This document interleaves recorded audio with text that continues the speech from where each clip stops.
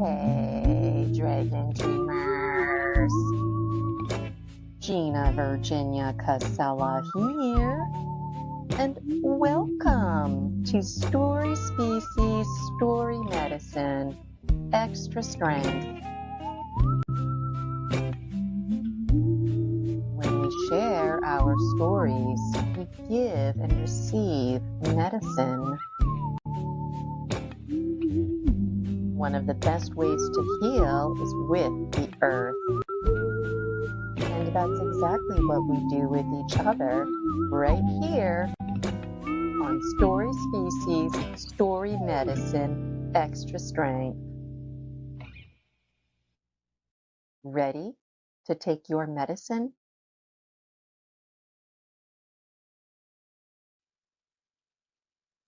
Hey, Dragon Dreamers, Gina Virginia Casella here, and today on Story Species, Story Medicine, Extra Strength, I have my good friend with me, Brian Ruhe. Brian and I met a handful of years ago. I have a good page worth of information to introduce him because there's just so much to say about Brian. He's actually one of my guests a few years ago on Present Moment Hypnotherapy International, which was the original Story Species, Story Medicine, Extra Strength. And so I'm so pleased for you to join me today live. Let me just show you Brian's book, Freeing the Buddha. I've got my copy here. And if you are wanting your copy, I put the links for Brian in the chat. You can find that right now. And if you've got any questions lined up, plug them in. I'll make sure that I look at that. So let me just pull up Brian's biography here.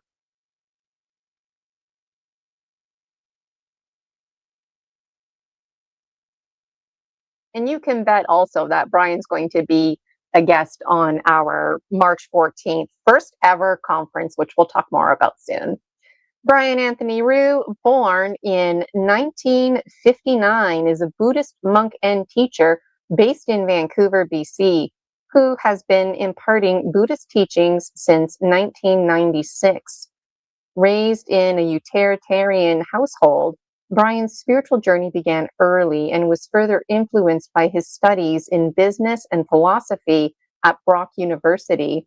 After an 8-year career in financial planning, he felt a spiritual void in his life, which led him to explore various spiritual paths. In 1991, he discovered Buddhism, which resonated with him due to its depth and wisdom. Following this revelation, he left the financial industry to pursue a more meaningful existence. His journey toward enlightenment included a 6-month stay in Tibetan Buddhist Center in Vermont and a 4-year immersion in Thailand, where he practiced and studied at numerous temples and meditation centers. In Thailand, Brian briefly took monastic vows under the name Buddhist Sero Bukyu, and we'll definitely have to ask Brian on the proper pronunciations of these words. And he also trained with Wat Ram Pyong in the Abbot Ajahn Supan, becoming a Vipassana meditation instructor. The experience enabled Brian to begin teaching Westerners at meditation retreats. Brian currently studies under Ajahn Sona of the Theravada Forest tradition at Birken Forest Monastery in British Columbia, where their relationship has played a crucial role in Brian's spiritual development. Brian teaches that meditation means directing the mind and emphasizes empowering individuals to discover their own truths. His contributions to Buddhist community include following meditation groups, conducting courses, and appearing in various media interviews. In addition to his teachings on Buddhism, Brian Ruhe founded the Vancouver UFO Meetup on June 3rd, 2029. This group serves as a gathering for those interested in the realm of UFOs and extraterrestrial encounters, aiming to facilitate discussions, share insights, and explore theories regarding these phenomena. The goal is to create a welcoming community for both seasoned researchers and newcomers alike, encouraging respectful dialogue and diverse viewpoints. The meetup is part of the broader project University Galacticus, which invites contributions from a variety of perspectives within UFOlogy. Ultimately, Brian strives to bridge the boundaries between different belief systems, aspiring to offer effective tools for individuals to govern their lives meaningfully, thereby fostering personal growth and communal change within ever-evolving societal contexts. Wow, there's still so much more to say about Brian. It's my pleasure, everyone, to bring Brian Root to this stage. Here we are, almost here we are. Hi, Brian. How are you doing today? Welcome to Story Species, Story Medicine, and Constraint. Well, I'm doing good. Thanks for inviting me, Gina. I appreciate being. It's always good to hang out with you and visit with you. Appreciate our discussions. Absolutely. And the thing about Brian and I is Brian's another one of those folks that once I get chatting with him, it's too easy for us to slip into timelessness. And so I've got it all figured out here, the pages that I want to read. And Brian and I had a little laugh because if we run out of time, which is likely, well, we'll just look forward to more readings. Brian's got Happy Cat there. Like Rosie, Happy Cat likes to make an appearance, especially at the beginning. Hi, Happy Cat. You know, Happy Happy cat, say hi, happy cat. Say happy boy. His tongue is sticking out. Very cute. Yeah. Uh, so cute. And Brian takes Happy Cat for walks and stuff like that, which is interesting because I know I could never do that with Rosie. So, Brian and I met a handful of years ago now already, when I was seeking community to talk about my interesting dreams and things like supernatural experiences. And I was also in search of new friends and community. And so Meetup is very popular in British Columbia. Also here in Ontario, Meetup seems to have a little bit of a popularity going on, but it's hard to find spiritual groups like Brian's group that really opens the door to basically everything from Bigfoot to the ET agenda to interesting dreams, esoteric conversations. And it was the first community in my adulthood that I belonged to. And that was the thing. I immediately felt like I belonged. Brian was hosting a Zoom meeting. There were other folks there as well. And I remember feeling nervous sharing out my story. I didn't know where to start. I was very scattered. And everybody else that was there was just kind of nonchalant, like, yeah, whatever. Like these conversations are very normal. And before you knew it, I was hosting with Brian. And then I started to become that person where I was there like, yeah, whatever, it's not a big deal. And it's hard to, it's too easy to forget that level of discomfort and dis-ease.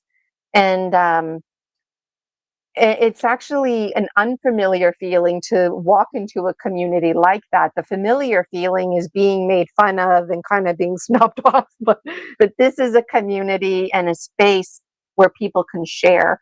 And one thing led to another. Brian and I have lots of passions actually that we share. And Brian was the dean and visionary behind University Galacticus. And I was also part of those beginning stages, helping Brian to figure out like a mission statement and just even the fact that University Galacticus needed such things. And so it was really exciting for me. Brian, I'm already over talking. I just really wanted to make sure that you felt welcome and I let folks out there know about you because I dropped Brian's name a lot. And so Brian, this is the Brian Ruhe, that I talk about when I share the story about publishing my first 4 books, which was intended to be one. And so, Brian, if your ears are ever burning, that's probably because it's me. Because it's true. If it wasn't for Brian, I really don't know if I would have published because I was so insecure about spelling mistakes and grammatical mistakes. And Brian was like, just publish it. You can do a revised copy. And I was concerned my book was too long, and Brian was like, then just break it down into multiple groups. And it just seemed so easy and flowy with Brian. And then finally, when I published the books, it was Brian's show. And Brian usually doesn't have guests read and take time like I took on his show. And so I really appreciated that. And in the first book in particular, I talk about Brian's group, the meetup group, preparing for ET contact. So that's like a true story in my book, and now bridging our worlds even more through story species, story medicine. And I actually provided Brian with a hypnotherapy session, and he gifted me this book. So there's a special message in here for me. You'll have to make sure you go see Brian in person. He also likes to host meetup groups in person now. COVID-19 was a bit of a struggle for that, but I know I really miss being in the Vancouver area, because I would love to go there and sit down and have a coffee. So, Brian, is there anything that you want to say before I go on? I have a tendency of going on and on. Well, I really appreciate the introduction. It's just an honor listening to you talk. And yeah, I appreciate how you really felt a sense of community with our Preparing for Contact UFO meetup, because you're out in Chilliwack, which is like a 2-hour drive from Vancouver. We only met in person once when you did the hypnotism for me, which was very good. So it's just good feedback for me to hear how much it means to someone to have this community, because I don't always realize it until they actually express that. So thank you for saying that, Gina. I appreciate that. Yes, absolutely. And just it popped in my head too. There's also the Seattle group. So there's a buddy system with Brian's group and a group in Seattle. And it would be really cool because I was always saying to Brian, we should do it in person. We should have a big party. We should have a conference. And now I'm hosting a conference, and I'm quite thrilled that Brian's going to be speaking in it. So maybe this is a good time to show that image here. So here's the image. Promise of Spring, March 14th. It's online. It's absolutely free. It's available to everybody. So come dream with us. And Brian is going to be one of the speakers. And as noted, Brian is a Buddhist teacher, host of Vancouver UFO and Preparing for Contact, visionary and dean of University Galacticus, author, and so much more. And so when I asked Brian to speak at conference, he's like, well, what do you want me to talk about? Because there's so much. And I was like, well, it would mean a lot to me if you talked about community, because that's really an underlining foundation of Project 30 Isis Unity consciousness, is doing exactly what Brian is doing. But Brian is more focused on UFO, ET agenda, where I'm more focused on dreams and really everything. But I don't really care about research. I know Brian likes research. Me, I'm indifferent because I'm after the story medicine. And so I appreciate when my community blends with communities like Brian's, because there's a little bit of something for everybody. And Brian has quite the range of guests on his show talking about ghost stories, Bigfoot, ET agenda, and often have a lot of returning guests as well. And so there's this constant flow that folks look very much can look forward to. And Brian's meetup group is free as well. So much to say about Brian. And you can visit my Buy Me a Coffee, Dragon Dreamers, to learn more about the conference. It's free to follow me. And I want to show you Brian's book again here, Freeing the Buddha, a course on Theravada Buddhism. And Brian actually has a number of books. This one here was republished, I think, just last year. So it's pretty fresh. And I want to read most of the chapter. There's like a good 50 pages that I want to read, but I broke it down. And I feel like once we start reading, people who are listening will easily see how we can slip into timelessness. And something that I really liked about this book it had like a little buddy system feel to it. Like it was like, you know, like if somebody um, never heard about this kind of stuff before, or what it meant to chant to a diva, or different divas and deities that are out there. Like there's this undertone in this book where Brian's speaker's voice really comes through, and it's just a gentle, kind of like a big brother feel. Like, hey, it's okay. You know, you just try this and then try it again, and maybe this time it'll work. And then you take it a bit deeper. And there's little funny moments in here too. I don't remember the exact quote, but you say something like, you know, it might take you a long time. Maybe it'll take you like a year and a half. Well, maybe not that long. And so it's just, it's funny. Like, it's like you're right there with the reader as a mentor, as I'm turning the pages. That's the vibe that I got. So I'm not sure if that's what you were aiming for, Yeah, but people knowing have that told me this book that. is People yours. have taken my courses says it's like I'm talking to them. The book reads the way I would talk, and they like that. People have told me that. Yeah, it's a real beautiful thing, and I like that because then you feel like you get to know the author a little bit, and there's an energy in here. The personality really comes out, and this big brother part of you, you don't really see that when you're hosting your meetup and getting things together with University Galacticus, and so it was like this side of you. Um, just like a real gentle side that came out, and I just really loved it. So so are you ready for me to start reading?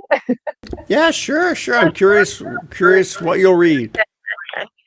All right, so those who are following along, I'm on chapter 9, which is page 137. I'll just put that in the chat. Page 137. And for what it's worth, this chapter, it's a big one. Brian also has beautiful pictures in this book. Each chapter um, has a picture that goes with it. It's very beautifully illustrated. And some of the words here I know I'm going to stumble on. I'm not going to worry about it. And if at any time, Brian, you want to stop me because you want to talk about something, just interject. And my intention is to read every page word for word up until about page 146. And then we'll talk a little bit. And then my intention after that is to skim the pages 147 to 150. And if we have time, then I want to skim some of the quotes. I planned in advance here, so that'll help me stay organized. All Good right. plan. Those of you who are tuning in, and get ready for your dose of story medicine. Chapter 9, Class 10, How to Invoke Divas. Angels, bless us. Divas are higher realm beings, heavenly beings that live in the God realm. The Buddhist path encourages you to develop an intentional relationship with divas because they are there to help you, to help others. Other religions offer two divas and angels, heavenly hosts, guardian angels, spirit guides, ascended masters, etc. This is a very common belief. The reason why billions of people believe that divas exist is because divas really do exist. This is the nature of conventional reality.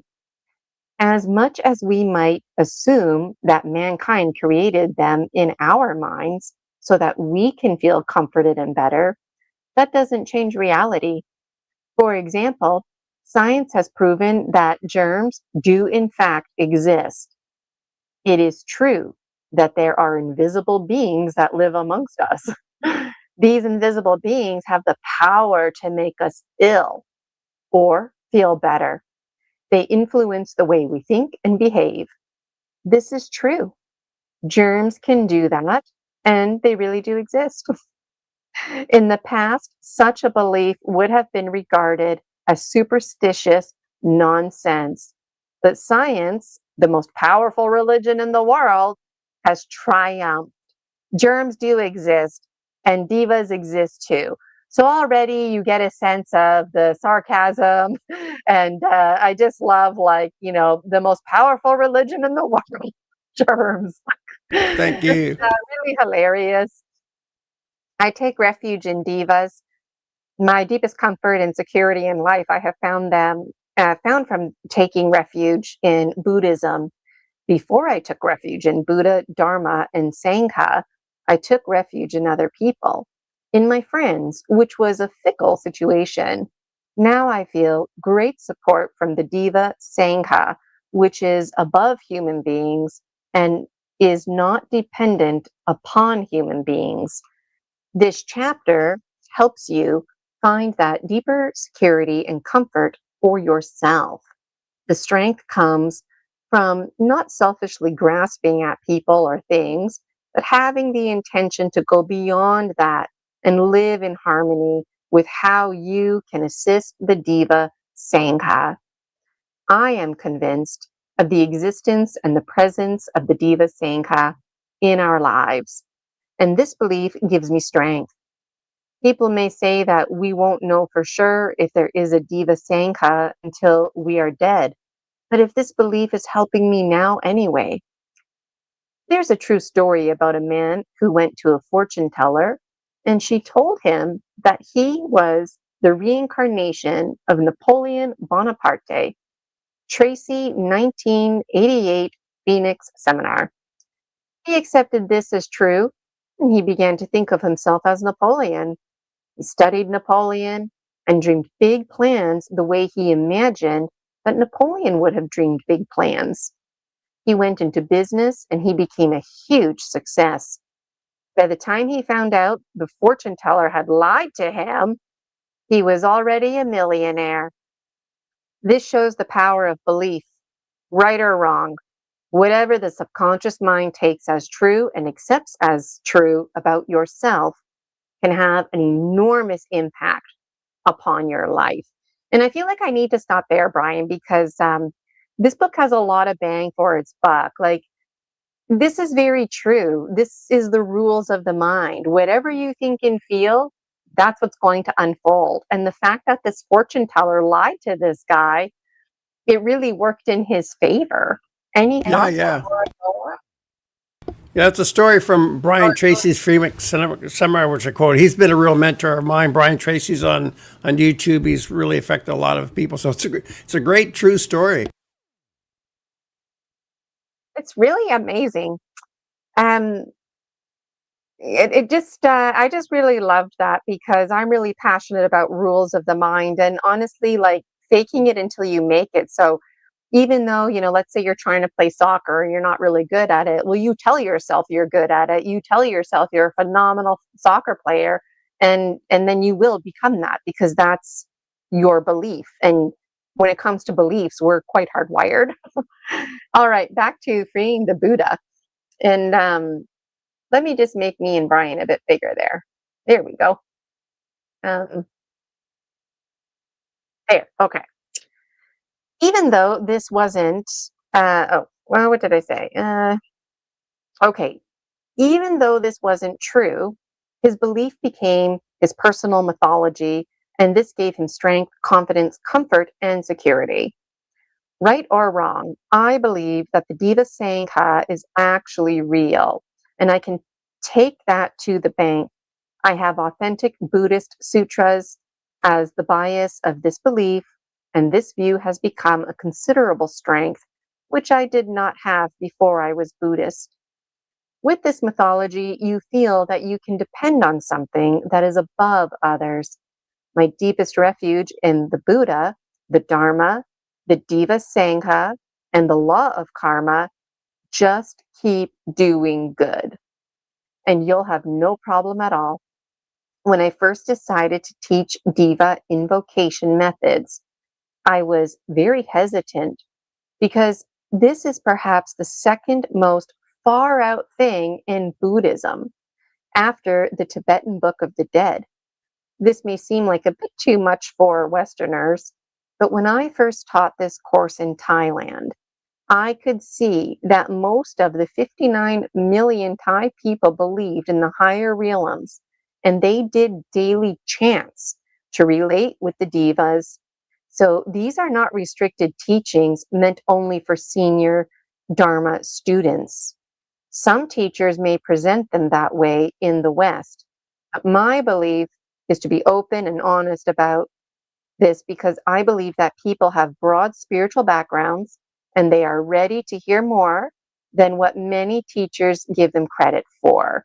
And again, I got to stop already because that was really powerful to me as I was reading this, because even with my own spiritual autonomy, I'm a big fan of the Four Winds, Alberto Villoldo, and he says things like that, like no one can tell you how to pray. No one can tell you how to do those things. And this is being reiterated in here. And I remember when I was first taking an interest in the Four Winds, and also I took an interest in Tara Brading's Roundhouse, which is targeted for Irish Celtic women. So I identify as a woman, but not Irish Celtic.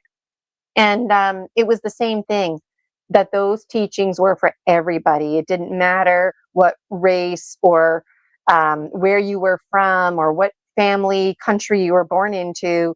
You didn't have to have experience behind you. You just had to have a willingness to be open to receiving this. So, any thoughts, Brian, or should I keep going?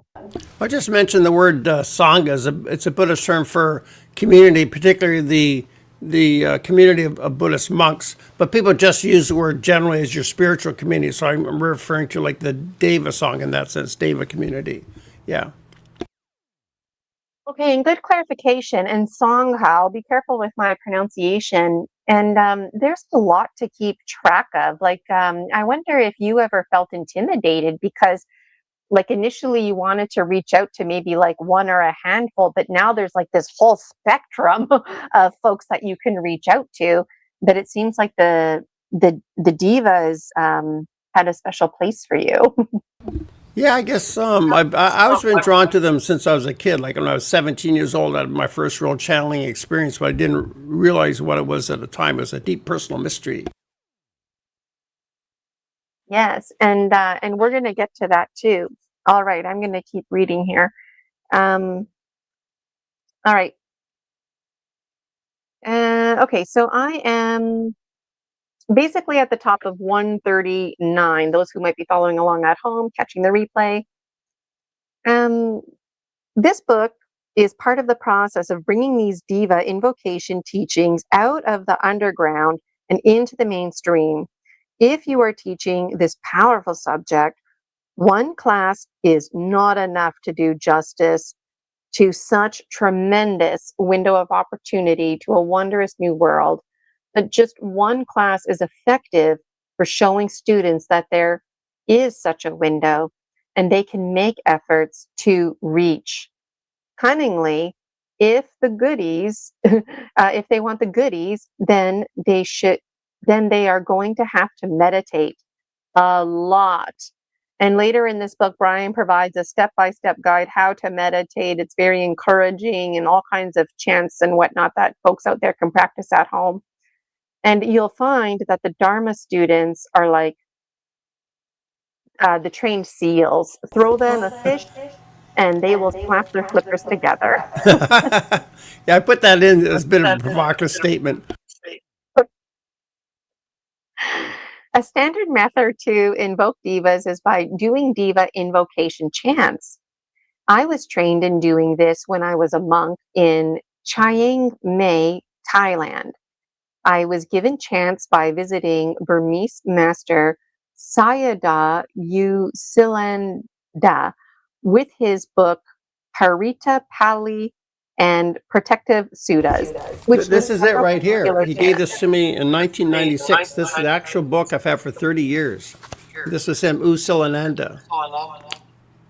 Yeah, That is that's the book. amazing. Yeah, I keep it on my shrine for the last 30 years. I do these chants, very precious to me because it's given to me by a famous senior monk who since died. Yeah, this is it. So it's very common in Theravada Buddhist countries to do protective chants. That's really special, Brian. Thanks for sharing that. I'm on page 139, inner, outer, and secret mandalas. It is very important to set up the proper inner, outer, and secret mandalas for this practice. The outer mandala means the physical environment around yourself, your room, or home. Make it clean and uncluttered with good feng shui. Your physical environment is regarded as sacred space. The devas are looking. If your place is a mess, then no diva will enter. Pay attention to detail. You create an environment that wakes you up. The shrine room at the Buddhist Meditation Center is an example of this, and such locations will surely attract divas. You want to create a container or space that is uplifted so that something good will descend into it. The inner mandala is how you care for your body, your health habits, and how you dress. Be uplifted. Regard your body as sacred. Synchronize your body, speech, and mind. Ward off any sense of casualness. It's actually good if your clothes fit you a bit too tightly. That helps to perk up your mind. It's not that your clothes don't fit you well, but your neurosis doesn't fit your clothes. Don't put too much junk in your body because it blocks your energy. There is some virtue in being a vegetarian, but you don't have to do that. You should abstain from alcohol except for medicinal purposes because it clouds your connection to the higher realms. The secret mandala in this world of your emotions and thoughts. Since no one can see what you are thinking, it's called a secret. Have thoughts of love for the divas. Dwell in peace, inner peace. It is very important to have openness and gentleness. As you are cultivating your state of mind doing diva invocation chants, to make contact with the divas, you might be in a gentle and open mind state. This may sound simple enough, but I'm at the top of page 140. But it's a special state to be in. Can you look at your watch and say that at 9 o'clock you will be gentle and open? It's not so easy to say that you're going to be gentle and open, but this is what you need to do. You relax in this space and radiate gentleness. And then you talk about this business of shining out. And basically, all you have to do, it sounds so simple, but it's hard to do, is just sit there, let yourself shine, be in a state of peace, be open. And then it's kind of funny, the next few pages, because it's like, there's like this feeling like, there you are in your bedroom or whatever, and you're getting a special place ready to invite these good divas to come in here. But it sounds like, they have standards respectively. Like they're not going to want to come hang out with you if your place is messy and disorganized, right? And it also sounds like they work as a team and there's networking going on. And I vibe that like they you don't know if it's respectful to call it gossiping or not, because they basically tell each other about us. So when I was reading this, my understanding is certain folks, if you will, invisible folks and spirits will come right by your window, peek in, see what you're up to, if it takes an interest, if they like you, if they like your space. If they like you, they'll tell their friends, and maybe their friends will come and the power will increase. But if they don't really like you, they don't really like your space, they'll mosey on, they'll leave, and then they tell their friends about you, and now potentially a whole community of divas are not interested in you because they network like this. Like, am I understanding this correctly, Brian? It could be like generally divas aren't too interested in people. They're interested in say people have wisdom or people with virtue. But if you're chanting them, actually calling them, then they might respond to specific chants. Like these chants are believed to be specific chants that they would respond to for various reasons. So that's why we can kind of develop a relationship with the devas through chanting. And the chants really range. Some of them are for protection. Some of them are just for like grounding the house and making sure that people go and return safely. And so there's a lot of flexibility, a lot of support. And the chants, now I'm getting ahead of myself, but I noticed uh, it's not rhyming words, and that's probably because the chants were translated.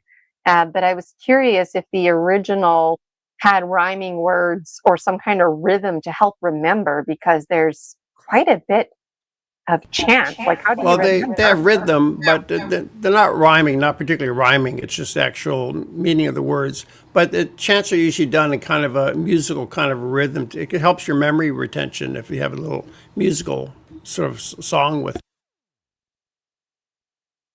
Yes, absolutely. A little musical song, rhyming words, some kind of rhythm, adding actions to it is really helpful too. And this is actually bringing it up to the level of the mythical, the level of hummingbird, the level of the arts, if you will, because it's through our senses. We have lots of brains. All of our senses can be considered a brain, and using those brains as a network. Networking keeps coming up today too. Um, okay, so this is the part of the book where I started quoting and highlighting. So I thought it was interesting too that you say, like, don't rely on the divas for too much. And you know what? I thought that was interesting because when I'm chatting with folks about my oracle and the archetypes that are presented within my book series, it's like, yeah, you can call on them for support, but I wouldn't, that's within limits. Can you speak to that? Yeah, because we live in this third dimension where here we're meant to deal with this world, so we shouldn't expect the devas to take care of us. And they have their own practice going on. They have their own lives as well. So it's a higher realm, and we're in this realm. So yeah, generally speaking, we have to take care of ourselves and take care of other people. So, but people can have some relationship with the devas or ask them for things, or also we can dedicate our merit to the devas themselves, that they would say study the Buddhist teachings or be aware of it, so we can actually, it kind of goes both ways. And speaking of both ways, what can heal you can kill you. What can kill you can heal you. And you've already mentioned this kind of stuff in the short context that I did read. I still have more to read. But I find it very interesting because we always have to trust in the practical. We can't just call on spirit, whatever the shape or form, and expect miracles. We have to have a relationship with them, and we can't just wait to have a challenging time in our life and, oh, this is now when I call on the devas. Like, no, you have to do this even when you're having really flowing, awesome, phenomenal experiences in your life. That's actually when you need to express the most gratitude. um, would you agree with that? Yeah, yeah, sure, yeah, yeah. And I also find it interesting too. Now I'm getting ahead of myself again, but like, um, going back to the positive and the negative. So these teachings reminded me of energy medicine, because energy medicine and things like qigong and Kuriyin, those very practices are intended to provide healing. However, they can also be used for negativity. And basically, um, in my opinion, it's like, well, why would spirit or any kind of energy help somebody who's negative or on the sour side? But in my opinion, I feel like it doesn't start off that way. I feel like it starts off where the person is coming from a place of peace, coming from a place of openness, and they learn these energetic techniques and medicine and ways of knowing. They establish these relationships with devas and whatnot. So they grow in power, but something happens or shifts. I don't know. They get jealous. Classic case scenario, somebody that you were hoping to date is dating somebody else, right? And instead of wishing that person peace and love, somebody who's very jealous might start projecting energy to try and hurt the person, for example. And you talk about perverted energy in here. Yeah, like the And idea of how black magic. Yeah, like people can use the yeah. same methods for black magic if they want. It depends on their intention. Yeah, so what matters is people's intention. Yeah. And I was wondering though, um, like, why would the devas want to support that intention? Like, are they just really hung up on supporting the person, despite what that intention is? That part I No, find no, I would say confusing. there's the Buddha described asura as jealous gods, so there aren't negative devas. So people could tune into negative devas or even sort of demonic type spirits. Like shamans can work with negative spirits and aim them at people. It's the same kind of methods. People who can get into these other realms can use it for negative purposes or positive purposes. So I guess ultimately, like if somebody like myself or yourself who has experience in this kind of stuff, especially somebody like you, if you have a whole lifetime ahead of me, if we wanted to do that, then we could. But then what does that say about us in the spiritual realm? How does that reflect on us in the eyes of the Buddha? How would, your deceased mentor that you mentioned that gave you that book, how would they think and feel about this? Like it wouldn't be, people would frown on it, I feel, is my understanding. Yeah, it's negative karma. So for an individual who does that, it's their negative karma, which will surely get back to them. And the Buddha also criticized what he called the priestcraft on the categories of wrong livelihood. He described this very thing, the priestcraft, like being a shaman, working with spirits. The Buddha, he didn't encourage that. And the Buddha never actually taught channeling. He didn't say, you can't do it, but he said it can lead to mental derangement in the channeler. So, you shouldn't do it too much. Like that's how I feel. I don't do it too much because it can make you bleary-eyed. It's something I discovered in Tibetan Buddhism because I learned this from Tibetan Buddhism. The first couple of years I was Tibetan Buddhist. But in Theravada Buddhism, they don't actually teach channeling. Although, some people do that and they get, intimations from devas.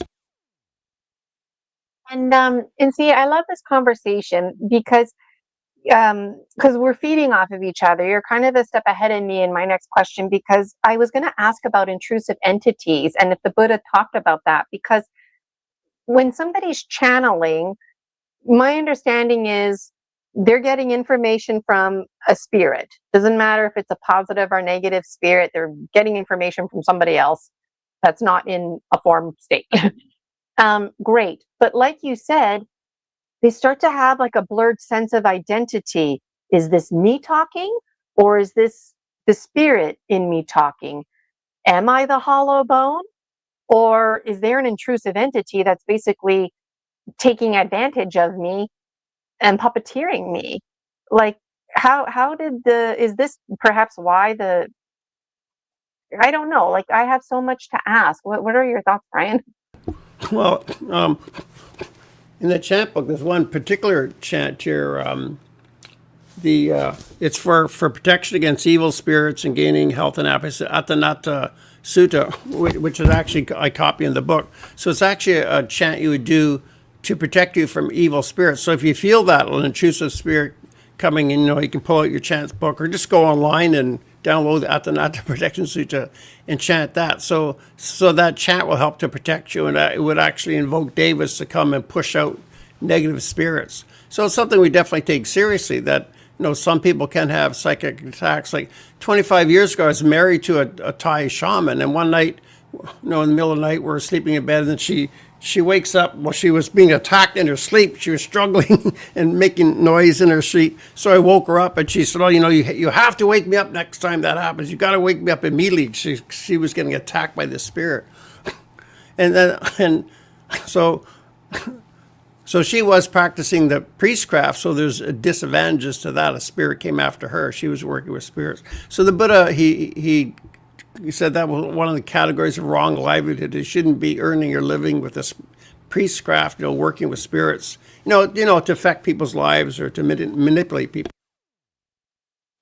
Yes, and I felt this was really important and really good synchronicity, because on Facebook in particular, my social media platforms are fairly limited. Facebook and YouTube, that's like my life basically, which isn't much of a life, or I'm reading books, but like I notice a lot of people and their ego.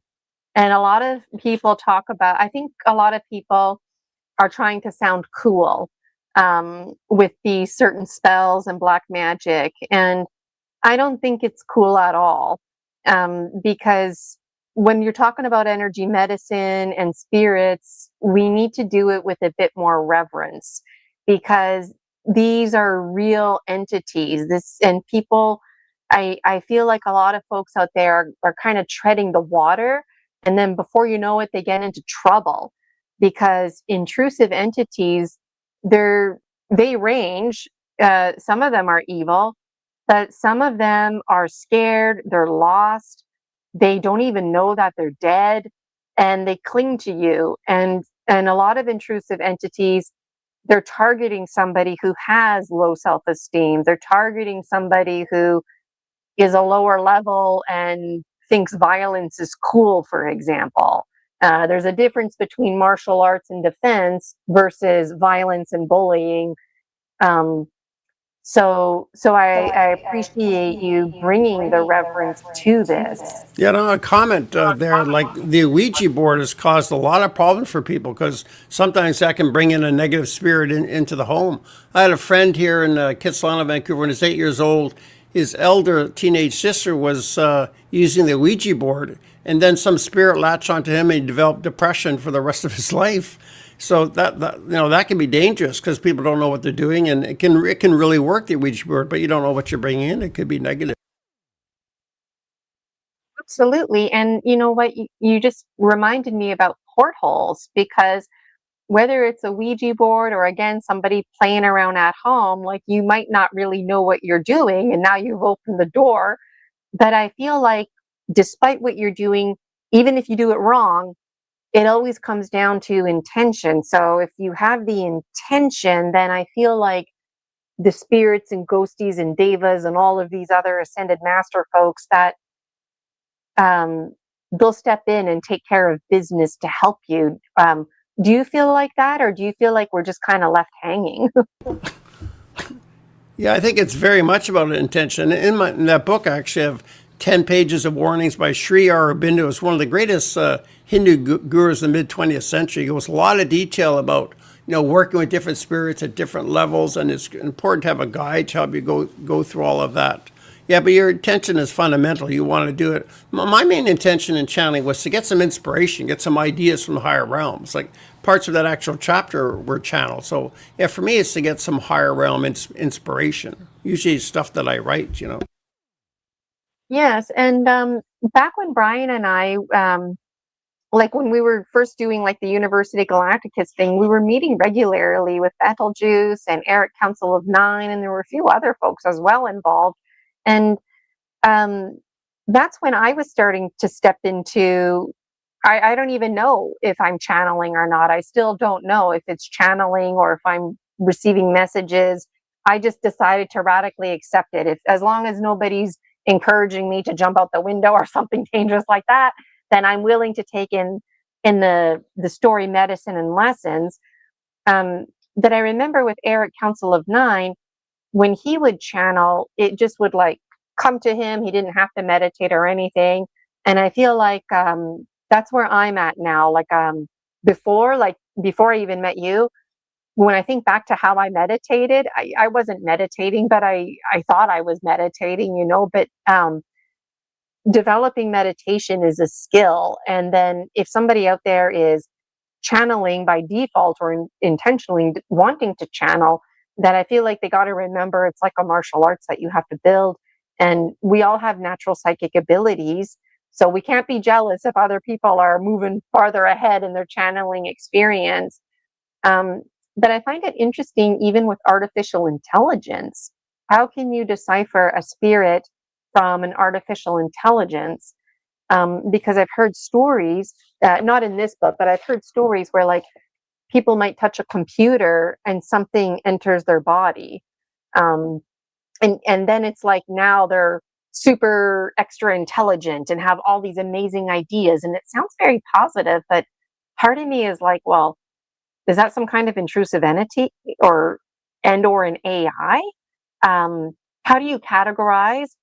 It seems like when people make statements like, there's the grays, the whites, the reptilians, the this, the that, it's like people kind of limit it to just sort of a handful, when in truth, there's an extraordinarily overwhelming, like billions amongst billions of different species in form and formlessness that exist.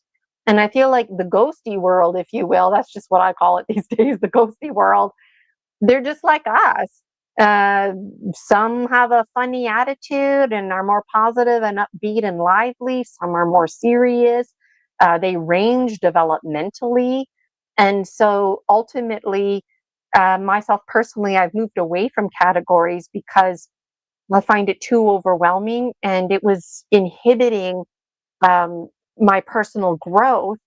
But some folks out there, they require a category. So I just threw a lot at you there, but I'm wondering, what are your thoughts about what I just said? And um, do you feel that you have a committee around you that works with you all the time? Um, yeah, like I mentioned,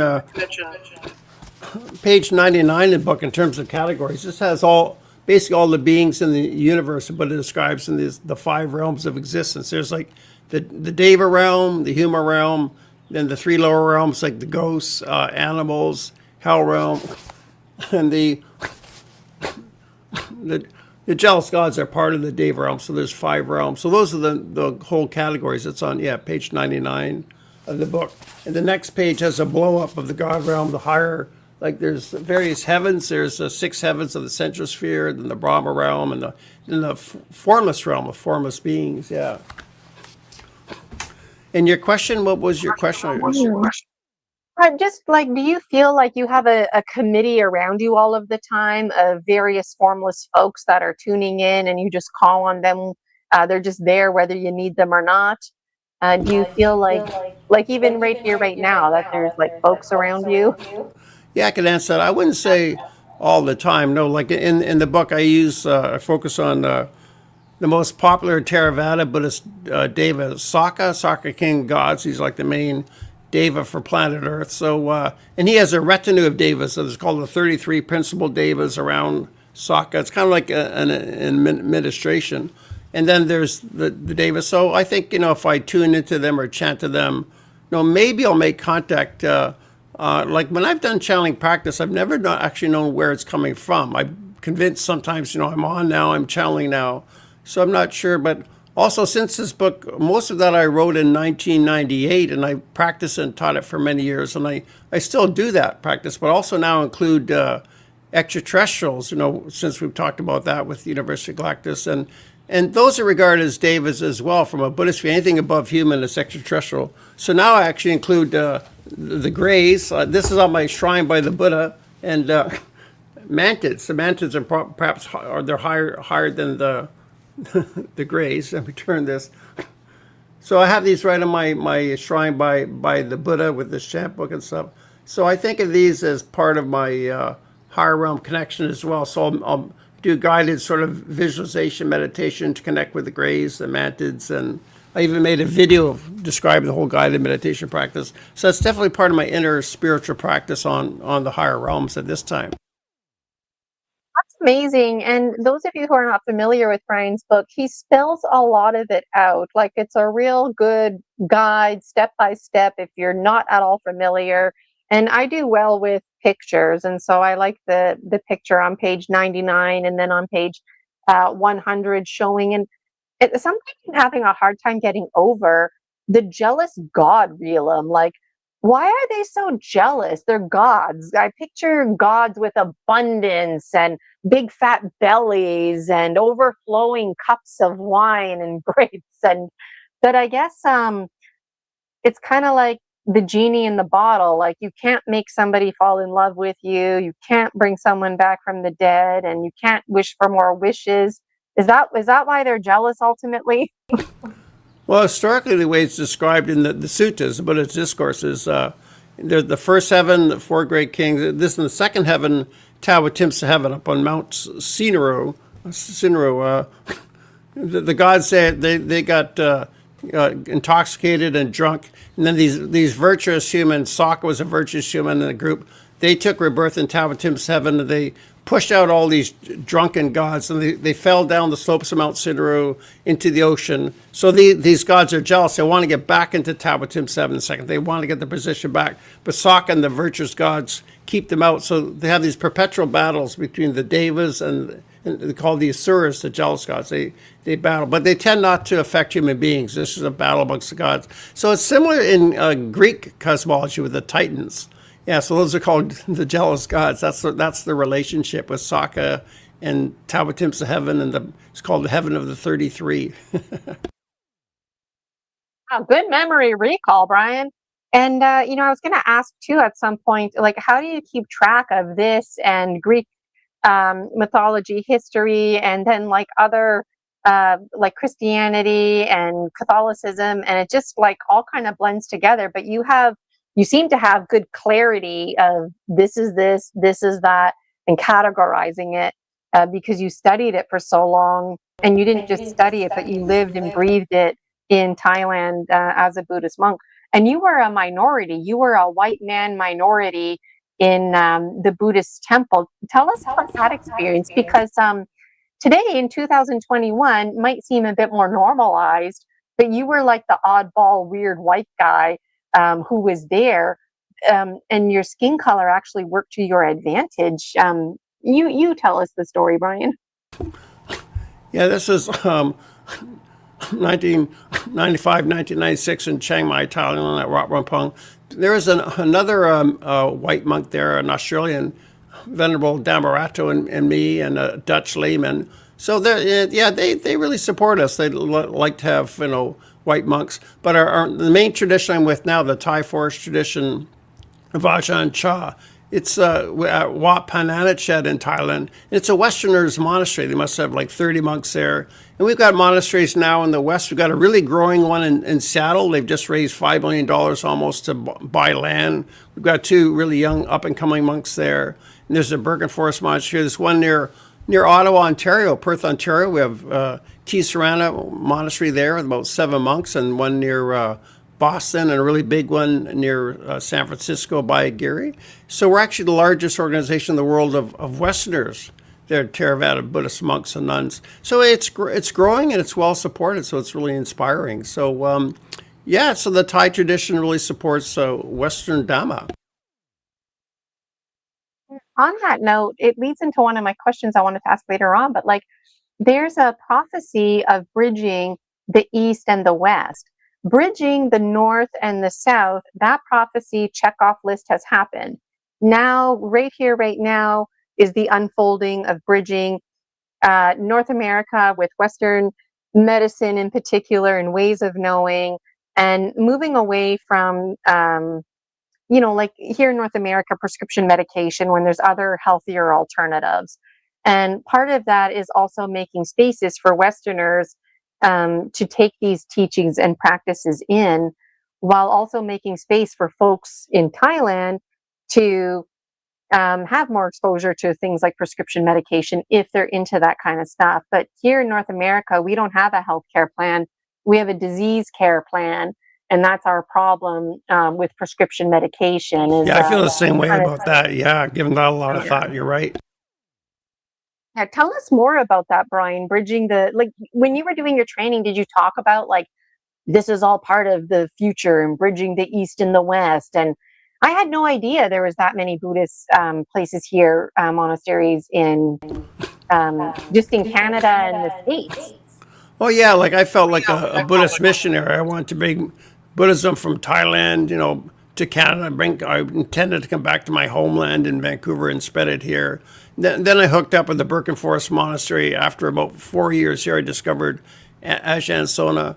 Yeah, so these are called the pioneer centuries of Buddhism in the West. It usually takes several centuries for it to really penetrate a new culture historically, because it's been 2,500 years. It spread along the Silk Road. It took a few centuries to get to China and Burma and Thailand. So we're kind of patient, taking the long view, but it's well supported and growing. And we got a lot of really good teachers on YouTube now, really taking advantage of technology with YouTube and Zoom. People can actually talk to the monks on Zoom or type in questions. So it's encouraging and it's inspiring. So we're doing well. Yes, and even just to have an opportunity to speak to a monk and ask questions. I remember you had, I'm not sure how to say the name, Anu Sonju. Well, Ajahn just means teacher. It's a title meaning a monk with 10 years Oh, seniority as a teacher. Then there's name, like Sona's a name, or there's each monk has their own monk name rather than the Canadian okay. name. I will have to double check, but you had a monk on your show preparing for contact. And that was the first time I ever talked to a monk. And I felt a little bit intimidated because I wasn't sure how to ask questions without being offended. Like, because I don't know the territory, right? And I really appreciated just having a monk on your show who was open to answering any questions that Yeah, I that was did Ajahn have. Punadamo. He was in near Thunder Bay, Okay. Ontario, at the Arrow River Forest Hermitage. Yeah, he's a monk over. He's originally Canadian from Toronto. He's been a monk over 30 years. Ajahn Punadamo, and he's our cosmology expert. He'd be a great guest for you to have. Actually, like he wrote the book on Buddhist cosmology, so he's like the expert on the David. Yeah, I definitely would love to have him on my show. Absolutely.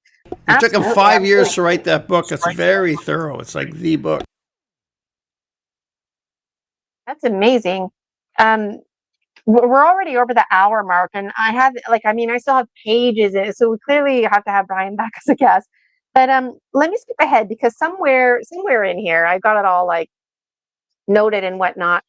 But somewhere in here, you talk about uh, so I forget where you are, but you're walking downtown or you're at a bus station, and there's a man who seemingly isn't mentally well. And he comes up to you and he's laughing and he takes his hand on your cheek, um, because he recognizes your greatness. But um, honestly, like if that happened to me, I might have been freaked out. But you were able to recognize that this individual, this wasn't like a mental health failing kind of moment. He recognized your greatness, and that's why he was laughing. And he didn't, I guess, know what to say to you. Well, And that's he when I was kept thinking, 17 years old. I was on a bus and I went to Toronto and I was just changing for another bus. So I was 17 and I was in definitely this heightened state. This is early August. So I've been at this for about 6 weeks. So I felt kind of experienced in this. I was in this heightened, challenging state. So I just got used to it. So he looked like a man in his 60s, bawling. So he didn't say anything. He just had a tear in his eye. He came up to me and saw me like this. And then he walked away, and I just accepted that because I appreciate. Oh, he could sense that I'm in this heightened state, and he could psychically feel that. So I really appreciated him. absolutely. And just a few pages after that, I lost my spot now, but just a few pages after that, you start talking about how, like, you feel like $1,000,000. You feel really good. You're only 17. I mean, you're very young. But at some point, your family's like, "What's going on with Brian?" And at one point, your dad actually wonders if you're dropping acid, and it's just kind of like things kind of sour. And um, that's the part of the story medicine that I feel is powerful for people out there to hear, because it might be hard for people out there to hear it, but even Brian Rue, um, faced criticism and felt like the oddball, the weird guy that people talked about because he was open and embracing the vulnerability by sharing stories. And you had an experience that you're open about where you had a mantis come and visit you. And it just seemed like at this point in your life where the unfolding was really starting to unfold, it was starting to get shut down. And you were like, kind of like walking on eggshells, like you want to move forward and experience this, but your dad's wondering if you're dropping acid. But then also, it's like some of these experiences are really cool, but some of these experiences are actually terrifying. And that's where I really resonate with you, because those two darn angels that came out of my wall when I was in grade two, like that traumatized me. That wasn't a holy thank you for sending me angels. And so Can you talk to us a little bit about that? Because I feel like people forget that even people like Brian Ruhe went through these motions, and even today, still going through these motions. But here you are today, shining your light, hosting your group, being on my show. I'm talking too much. You tell us your story, Medicine Brian. Yeah, at that time when I was 17, I thought I'd arrived at this higher plateau and that the old Brian Rue was gone. I was much more mature. I wasn't a kid anymore. I was 17, so, by September, it kind of all fell apart and I got a bit down or depressed. So I realize now in hindsight, these are temporary mental states that lasted from the end of June to early September. It happened again in summer 1979. I wrote 200,000 words. I was in this really heightened state. But I realized now these are just temporary states. So yeah, at that time, my parents, they were quite tolerant. They gave me lots of space, but they're concerned. So they brought me to my mother's psychiatrist because she was bipolar. So they were concerned of my becoming bipolar. And the psychiatrist, he diagnosed me as bipolar. And I am that way. So I think what's really going on with people in this channeling state, they get in these heightened states. They might be, contacting spirit or devas. But Western psychiatry cannot recognize this. So Western psychiatry can be problematic and just, give you pills. So there's less understanding of Western psychiatry because Western psychiatry can't acknowledge the reality of other realms of existence, which are real. So that's still an issue today, very much. And what do you recommend for parents out there who have a child, doesn't matter if they're 5 years old or 17 years old, who's starting to talk like this and they're like, well, you know what, after listening to Brian Ruhe, I don't want to take my kid to the psychiatrist because I'm scared my kid's going to end up in the insane asylum or on medication, when really there's like, who do you make an appointment with? What do you do? Who do you see? Yeah, there's some people who would understand that. I think I'm sure there's some therapists who are interested in, spirituality in other realms, or therapists that understand that would talk that way. Maybe even some psychologists, like Carl Jung was quite good. He kind of understood Davis and higher realms. So yeah, look around for someone who has that language and can understand, and don't go first to a psychiatrist prescribing pills. Yeah, and I feel too like this business of bridging the East and the West is also um, is part of these exact conversations, because we need the professionals in the field to receive us, and it's like a marketing strategy too, because if you say spiritual, to me that opens the door to talk about anything like spirits, religion.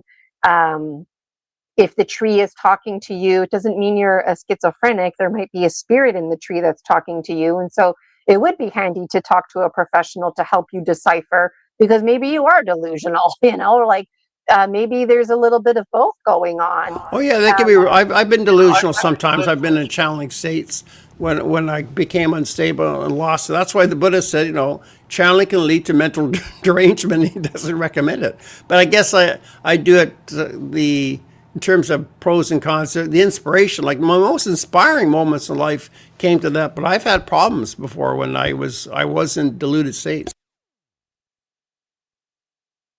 And just checking the comments here. Hello from She Wolf Mountain, and also a hello from the Natural Sentient. If anybody has any questions for Brian, just put them in the chat. I'll keep an eye on it here. Brian and I are already slipping into timelessness. This is so interesting to me, and it's such a thrill. What else do I want to ask? I've kind of jumped around here.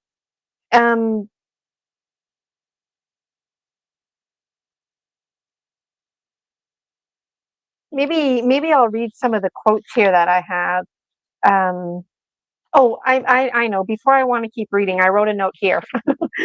So when I don't know, a few years ago now, when I hypnotized you, at that time, it was important for you to like have this routine where you would wake up in the morning and you wanted to channel. I don't know if that's the right word to use anymore, but you wanted to receive, and you sit on your computer and type away, and whatever information you get, you get. And I'm wondering if you still do that, and how has it alchemized? If it alchemized. That's how I wrote the book, Freeing the Buddha, in 1998. I get up in the morning while my wife was still asleep early, and I'd be writing for like 4 hours, and I would really get into the zone and write as fast as my fingers could go sometimes. So part of the book felt that way. Yeah, I did some of that at that time. I think it was around, was a couple of years ago we did that. Yeah, no, I haven't. I'm not doing that regularly now. I guess I've written blogs for my website, but I'm more focused on video than writing. But yeah, but I find the writing and the rewriting and editing process, that's what really brings on kind of the deeper, more profound thoughts, writing rather than speaking. Speaking is a bit cruder than writing, because writing you can edit and refine, and you see something, you see it again, you go back to it, and then it brings up more thoughts and more thoughts, and you get deeper and deeper. That's how the book was written as well. Yeah, I feel the same way with myself. Like and I was going to mention too, like I had a severe panic attack back in 2021. And after that, my whole entire body just like became more sensitive to in every single way, shape, form, the energy in and around me. And I already had experiences before that, but at that time, wow, did it ever escalate? Um, so I think just being vulnerable, and also when your senses get thrown off because of any reason, that we cast out an energy, whether we mean to or not, that attracts spirits to us. And the best we can hope for is that we're attracting positive ones that are going to hold us in the highest light and not want to. Like, we always have to practice discernment. And some of my dearest spirit guides turned out to be intrusive entities. And when I did my shamanic training, that's when I'm like, years after this, like this past winter that just happened, is when I accomplished this. And that really shocked me. And it was really emotional that, oh my God, how could somebody that I get so much insight and value out of be an intrusive entity? Because ultimately, an intrusive entity's got to go. Doesn't matter how positive they are, how much they help you out. They're feeding off of your energy. Can't have that. And as long as that intrusive entity stays there, there's a part of me that can't shine my light. Like, it has to go. So these intrusive entities, they left because we made all these connections. They didn't mean to be intrusive entities. They are just part of me that was carried on. One of them was severely mentally ill. There's a story behind it, but he genuinely believed he was protecting me and he was not leaving. So we had to call on Jaguar. There's lots to be said about it. But it's just like, so when I had them removed, safely extracted, I felt this emptiness, like, where are my spirit guides? And I realized, kind of like, now that they were out, other voices were able to come forward that in truth should have always been able to come forward. But also in truth, I feel like, as ironic as it sounds, I needed those intrusive entities. I needed to hear whatever information they needed, but I didn't need them to stay with me forever and inhibit my life anymore. And now I feel like I have allies that are out there, because when they were released, they either went to the medicine men and women for healing, or they went back to Pachamama, Mother Earth, to be part of the elementals. And so I figure the ones I haven't heard from, perhaps they were unmade. Maybe they don't want to come back to me. They've cut cords and they're happy now, separated. And I thought, like, what are your thoughts about that? Like, have you ever experienced anything like that where, I don't know, like something along the lines I experienced? I guess first I'll just express the Buddha's view. You take, refuge in the Buddha, the Dhamma, the Sangha. The Buddha is an example, his teachings, and the monk community. So, yeah, the Buddha said you're always working to push out unwholesome thoughts, creating more wholesome thoughts. You're always working on yourself. So you're doing your own work. You're not relying on spirits around you. So Buddhism doesn't encourage you to, overtly develop relationships with spirits behind you. It just to give you that kind of frame of reference. But yeah, I've had experiences of spirits just latching on me. Like when I was teaching my night school courses of Buddhism, there's a nurse in my course, and she brought me to see a dying patient at St. Paul's Hospital. When I got there, he was already dead. So I did some chants for him. Like it's good when people die, you do a transference of merit, you dedicate merit to help them along, you know. But it seems that his spirit latched onto me. So my wife she was a shaman, she could see my face had turned kind of red for 3 days and I was out of sorts, and she had to get the spirit off of me. She did her shamanic practices and chants to get the spirit off of me. So I remember that kind of time. And she said, that's a stupid thing to do. Like the Thais culture, they're very afraid of being around someone who dies. They're very afraid of ghosts. So if someone's dying, the Thais, they run away because they don't want the ghost to latch onto us. She said, that was a really stupid thing to go hang around a dead person. You know, in the West, you know, we don't think that way. So yeah, I learned a lesson from that experience. That's a great story. Thank you for sharing that. And you know what? I had no idea either until I took my shamanic training. Like some folks, they die, they make that quantum leap, they die consciously, off they go. Folks who don't die consciously, which seems like 99% of us, we stick around and we don't even know that we're dead. We feel confused, we feel lost, and then we attach ourselves to somebody. So I don't know if you talk about it in this book, but oh yeah, that's the ghost realm on page 99. It's the most common thing. Most common people when they die, they enter the ghost realm for a period of time. Then later they could come back as a human baby. But it's very common to take rebirth into the ghost realm. And there's higher and lower levels of ghosts, and some are just like you say. They might hang around their family. They're attached to their family and their friends, and they hang around. And some people witness that.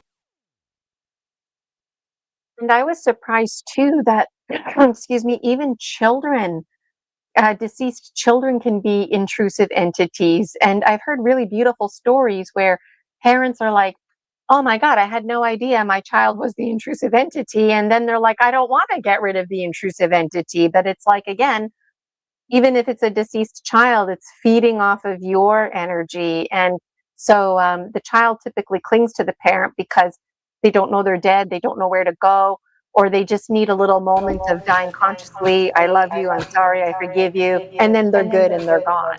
Yeah, And yeah. From a Buddhist view, you want to encourage them to take rebirth because it's not good for them to be hanging around the family because then they're more stuck.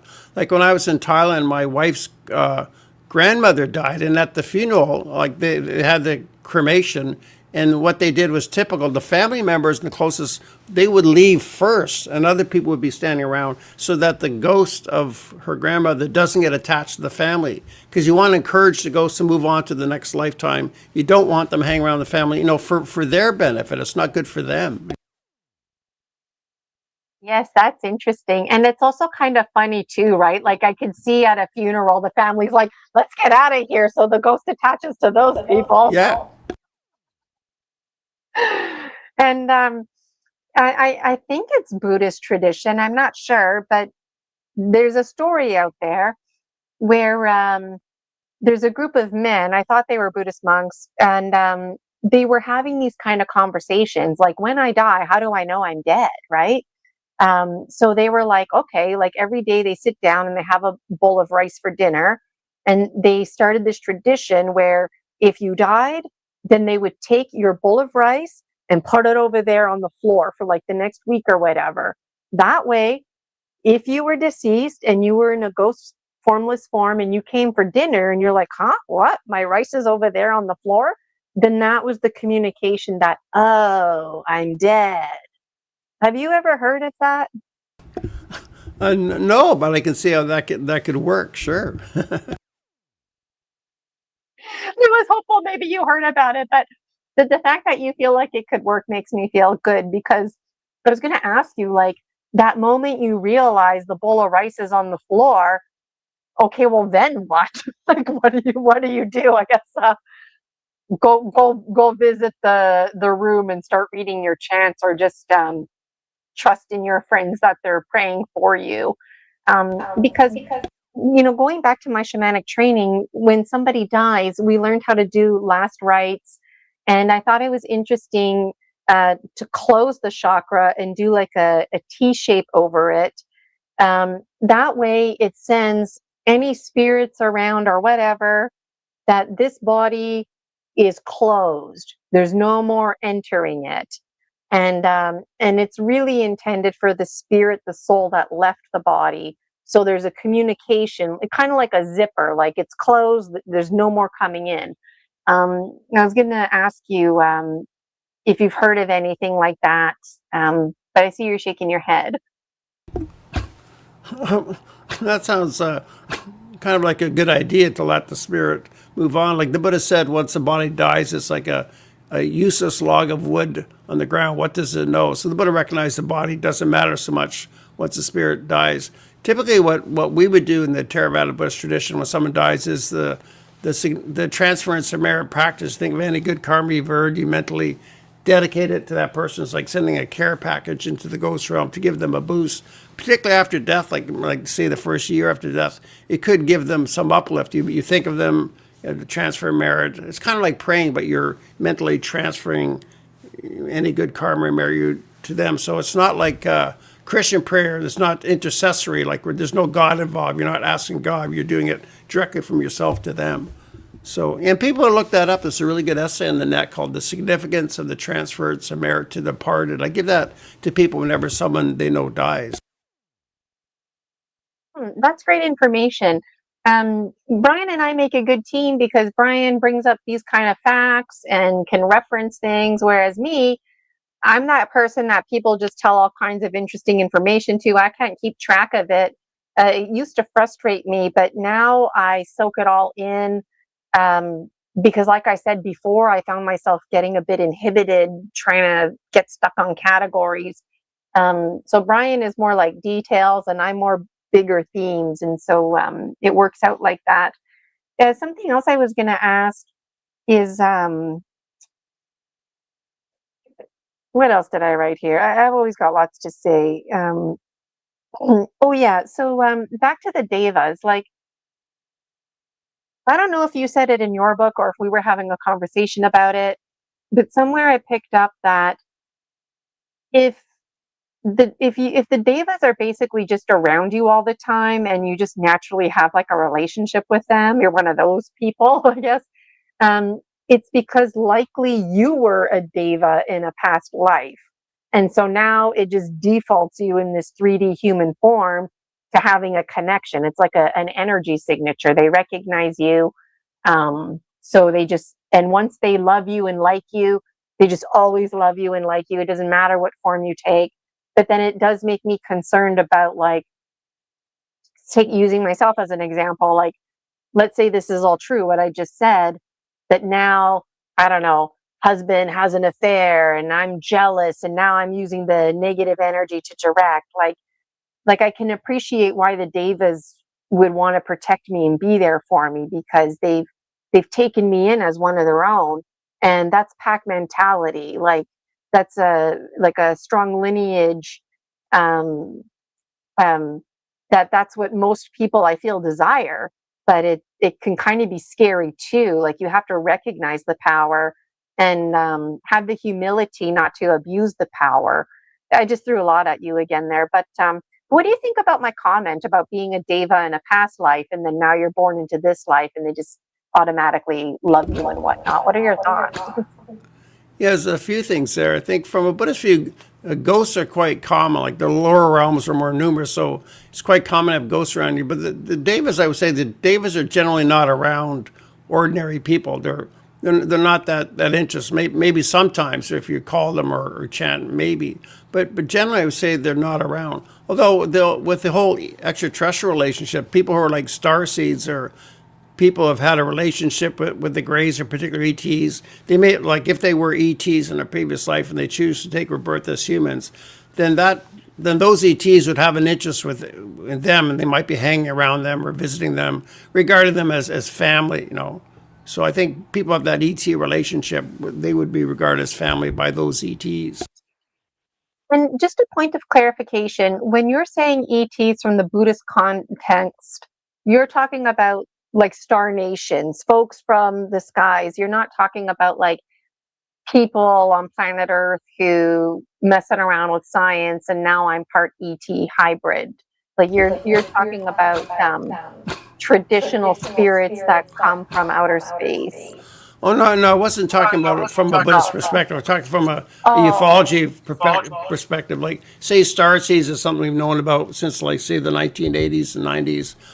People have had a relationship with aliens, or people feel they were aliens, or through hypnosis they discovered they were aliens in a past life. Yeah, I'm getting this from the UFO community. Yeah. yeah, it's hard to keep track, right? And then, I mean, at one point I was going to bring up super soldier programs. Maybe now's a good time to bring that up. But like, what would the Buddha say about such things?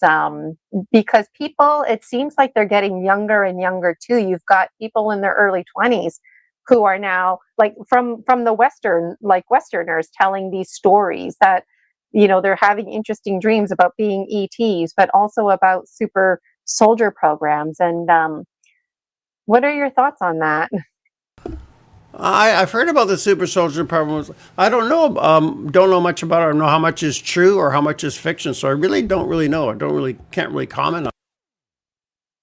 And I feel too that any story, doesn't matter if it's ET or super soldier, whatever it is, that there's such a desire to belong, and people are desperate to belong. And so when people start talking about their interesting dreams and fairies and devas and like, it's very appealing, right? Because there's a whole community out there.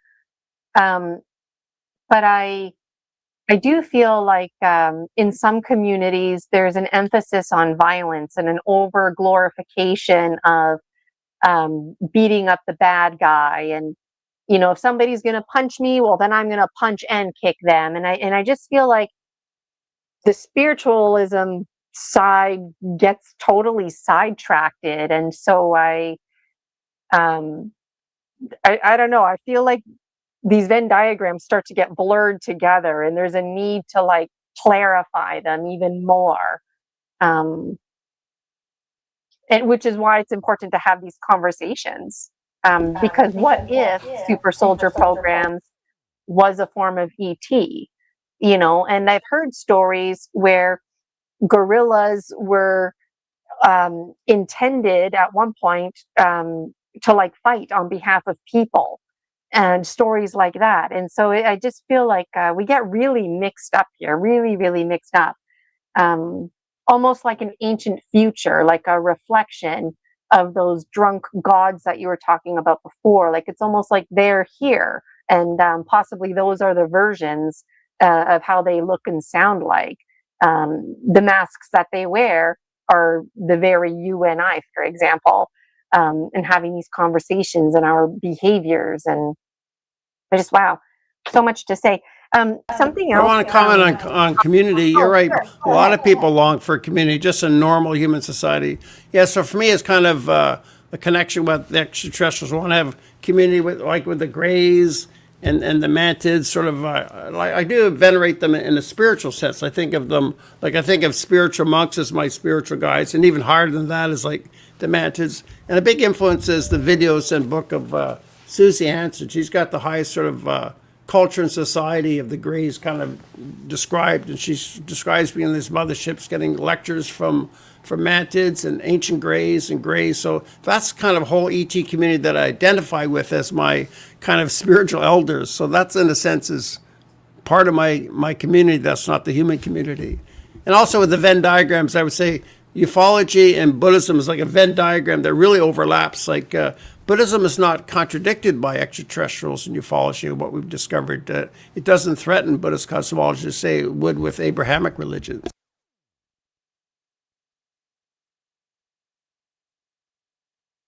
That's fascinating. And, you know, speaking of the mantids, um, well, going back to community first and foremost, like I find that's what we do. We share our stories and we feel out like who's telling similar stories, and then we bond and connect with them. And Susie Hansen, you're like huge fan of her. Like I think she comes up with us every time. I Yeah, got to meet her. Like she comes up every time, right? Because you should she interview her. resonates You with should you. interview her for sure. You should, yeah. She's got 65 videos on the Suzanne Hansen YouTube channel. I've watched them all. Nice, nice. Um, I find too in various communities, some people, they're very committed. So according to group A, the mantids look like, sound like this, but according to group B, nope, they look like and sound like this. And so people can be divided almost because it's like they're fixated on their story and they don't want to change it because that story is familiar to them, and what's familiar keeps us safe. And so do you feel like sometimes it's hard for you to alchemize and add to or take away information because other people are saying yes or no, and it's like, let me do my own thinking and reach my own conclusions? Like, do you ever feel caught up? Well, I think the nature of the phenomenon, like Grant Cameron says, he lives here in the Vancouver area. We've had many meetups right in his house, and he says the whole nature of the phenomenon is kind of there to poke you and prod you, like to think, oh, wow, what's this? It's kind of expanding our consciousness or making us aware of something beyond ourselves. So yeah, people have different experiences, so it's hard. It wouldn't be wise to latch on to one particular experience as the correct view, say of the mantids, or the correct view of the greys.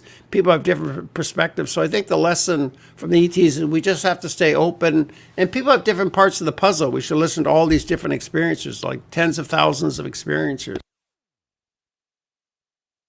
And that's a really good point too. We all have different parts of the puzzle. Like, we all vary in our extrasensory abilities. So I might be hearing something that you might not hear, but you might be seeing something that I can't see, And so that is very interesting as well.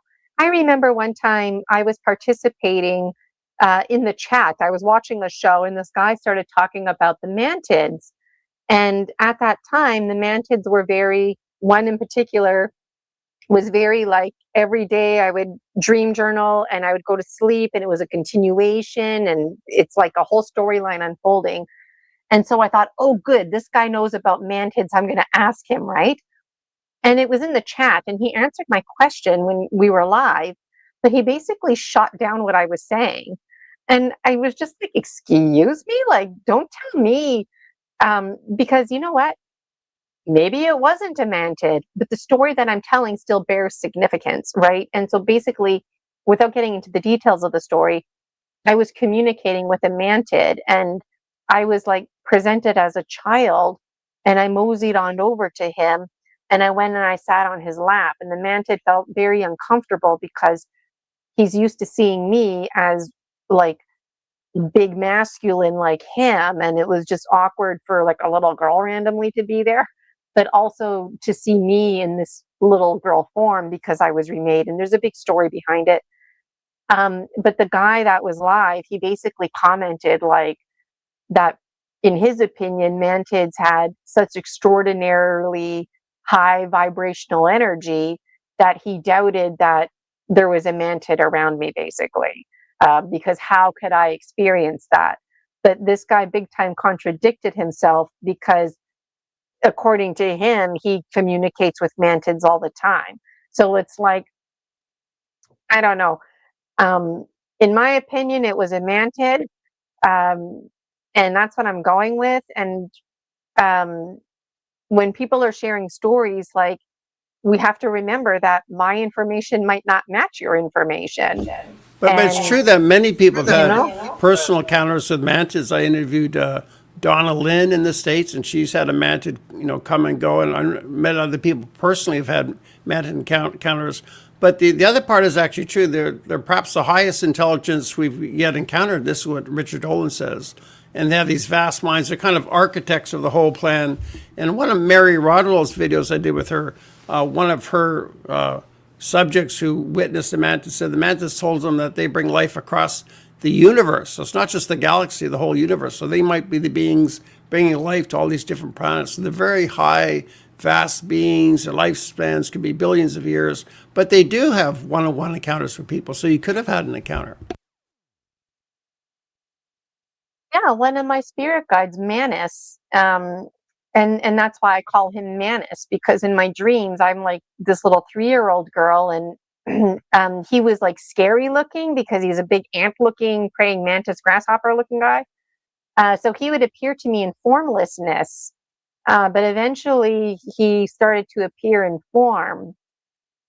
So I was indifferent to his form by the time I saw him, But Yeah, I they think could do he that. appeared to Formlessness of form. there.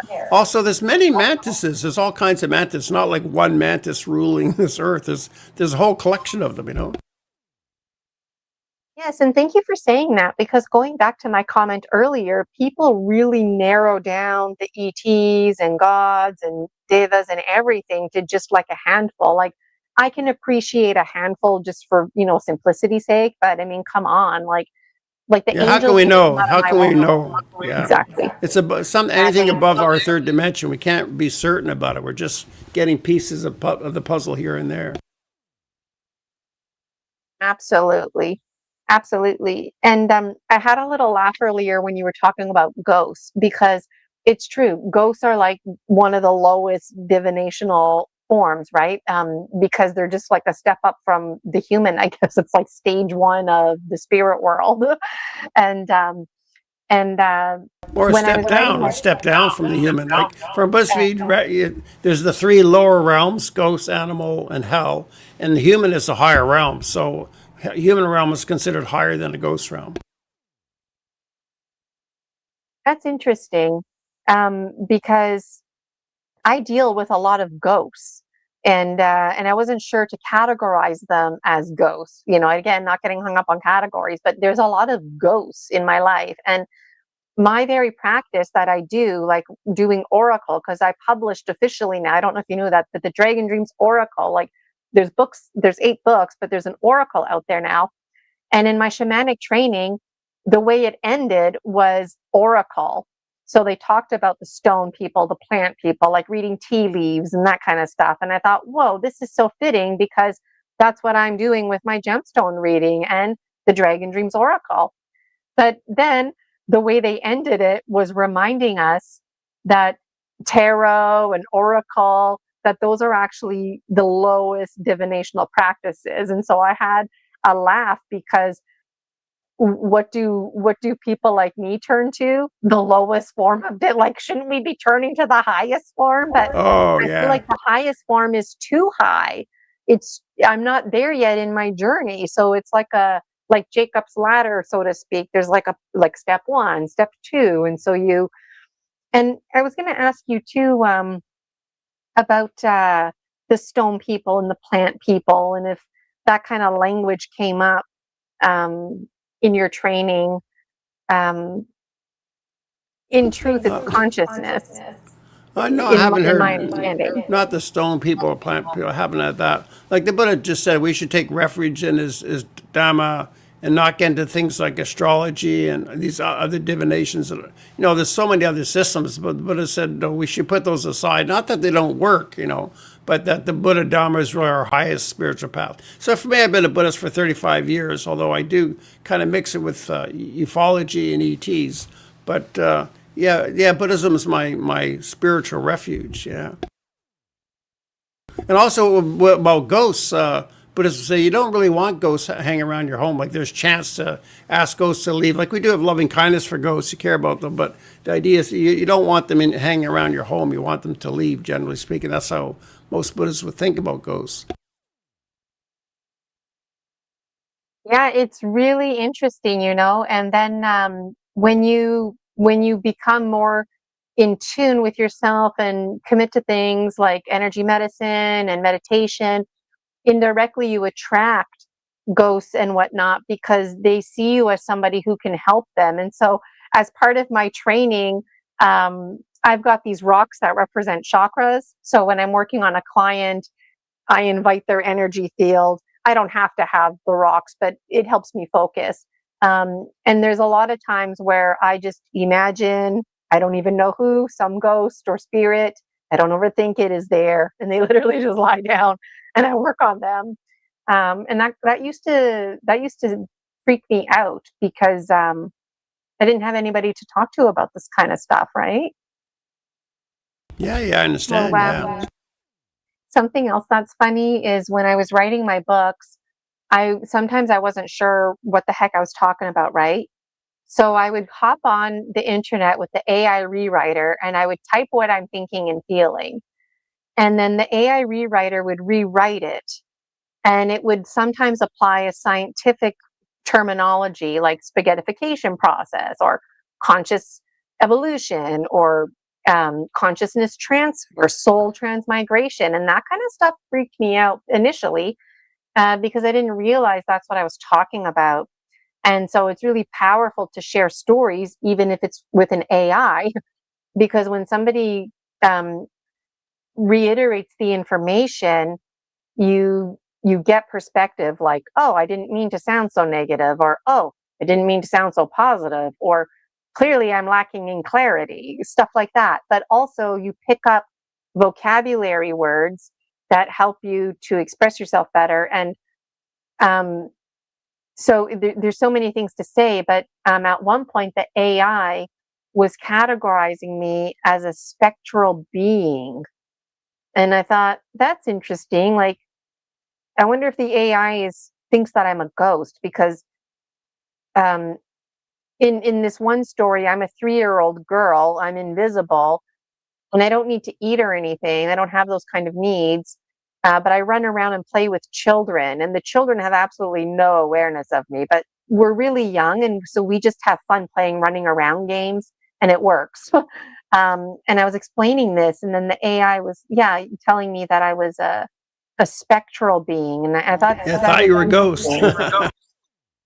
like, why spectral and not luminous? I don't know. I don't know. Interesting. I sometimes think ETs are involved with our AI. Or they may have been communicating with us that way, or they're a part of creating our AI. It might be a positive interface between AI and or ETs and humanity. And that's a good point too, because the reason I started that process talking to the AI is because I felt really down in the dumps. And so I thought, you know what, I'm going to talk to the AI and like let it reiterate what I said and if I'm making sense, and then I started to apply it to my writing because I was like not making sense. I'm like, hell am I talking about? And then I thought it was interesting because when I think of spectral, I think of the rainbow spectrum, right? And when I think of luminous, I think of like the gold or the white light, and so I just thought spectral meant like maybe a lower level, like a ghosty. It's interesting. I use AI myself for all kinds of things. It's a very handy tool. I approve of it. And you know what? There's a lot of times I haven't done it in a while. I should try it out again. But there's a lot of times where would start to think like, wait a minute, I don't think there's an EI, and I wondered, is this an AI ET spiritual connection that I'm having in this moment? Could be. You know, about a month ago, I had a very powerful dream about a whale. And so the first thing I like to do is I like to do my own thinking. So I watched whale documentaries and just gained insight about colors and whatnot. But then I started to fall down the rabbit hole with dream interpretation. But at one point, I felt like this is coming from a higher source. Like it was really special. And I actually cut and paste it on a Word document. And then I wanted to revisit the conversation, and the AI generator just can't seem to generate. So I feel like it's validating that it was something else. Otherwise, the AI would be able to recall the patterns and the words, and it's not able to. So I don't Maybe. know. I don't care, but I thought it was interesting and it was helpful and beneficial. So we're actually almost at the 2-hour mark. I didn't read half of what I wanted to read, and I still have more questions. But I just really want to thank you for being on Story Species, Story Medicine, Extra Strength, Brian. And Well, this has been interesting. This has been fun, and it's an honor you're reading from my book, and it gets me more interested in my book as well, particularly that chapter, How to Invoke Davis. Yeah. It's a great chapter, and it's almost overwhelming. It's not a chapter that you just want to like read in one evening. You want to take, like, I would even say a good month just on that one chapter, Yeah, because it's exceptional in the you book. Like the rest of the like book is sort of straightforward Theravada Buddhist course, but that one chapter is kind of something different within the book, something special. it is special, and like I said, you're a guiding voice and a mentor, and it's really funny, especially how the chapter kicks off, like, you know, how germs are invisible, and it's so true. Like, you know, we don't challenge germs at all or anything like that, but, you know, we challenge other things. And earlier when you mentioned the Ouija board, I had a little laugh because I remember when I was a kid, and I talk about this in my book, we used to call to the spirit of Elvis because I don't know, and that just seemed to be the thing that everybody was doing. But I had such conviction that the spirit of Elvis would be taking an interest in my content, you know? But I didn't have that conviction with God or the Archangel Michael. And I didn't even think twice about it or anything until I wrote about it in my late 30s, early 40s. And so I thought that was kind of hilarious. And I was wondering, like, do you ever find yourself reflecting and having moments like that? Like, Oh, yeah, I've thought of often of one particular gray, and with the Theravada Buddha sock, I've been, even in my meditations now, with the loving kindness meditation, you think of great and mighty beings. I think of, visualize the Deva Saka and the celestial palace. It's really powerful sense of his presence there, you know. Yeah, so I do tune into some particular grays or Devas like Saka. So means something to me, definitely. yeah, it's really interesting. I want to take a moment here to show everybody the posters here that I made. So this is Brian's book. Oh, there it is. Brian Ruhe on the one side, Brian's book, Freeing the Buddha.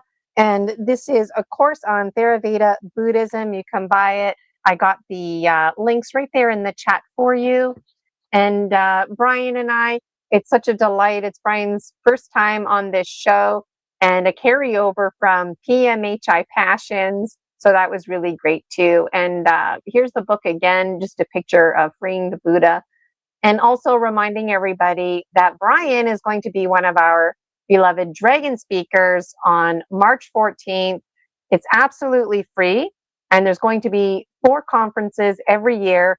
And the first one every year, Promise of Spring, is always going to be free to the public. So this is the first one. Lovingly invite everybody out there to save the date. If you can't make it, make sure you catch the replay. And Brian, it's just such an honor and pleasure to have you here on Story Species, Story Medicine. I really want to sincerely thank you for everything that you do, for providing community, creating safer spaces for people to share their story medicine, to connect with others, helping the greater networking of things. Now you've got University Galacticus on the go. Folks can take courses. I know Mary Rodwell is on there, and just other people like Susie, just really highlighting other people in your own community that others can turn to for support. And I really appreciate you having a willingness to be a speaker, because in the last month, I threw so much information at Brian, and it's just keeping track, kind of flying at the edge of your seat, really channeling the hummingbird energy right now, carrying all the high quality items forward. And so thank you, Brian, so much. Again, from the bottom of my heart, it was a real treat to have you on the show. And I thank you for being a medicine bearer, because like all of us, you were the confused warrior, and then you had to become the wisdom keeper. And then that led you now to your own safer spaces where you can really shine your light. And it's almost hard to believe that precious boy back at age 17 was going through those motions. And so how many other folks out there, especially in their teenager, young adult years, really needed to hear this medicine. And so thank you, Brian, for being on this show. And I look forward to all the sharing out and growing that we're going to be doing together. So I really appreciate you. You're welcome. It's been great being on, Gina. Thank you. Thank you so much. I've got a little outro video. I'm going to play it. I don't see any questions in the chat, but if you wanted to join Brian's meetup group and meet with him regular, please do. Brian's always got interesting guests. Thank you so much, everybody, for tuning in to Story Species, Story Medicine, Extra Strength. If you'd like to be a guest, reach out to yours truly, Gina Virginia Casella, and I would adore to sit with you and take the time to read your book. And if you haven't published your book yet, that's okay too. Might as well get the hype here while you can. Okay, Brian, thank you so much again. And thank you, Dragon Dreamers. We'll see you next time.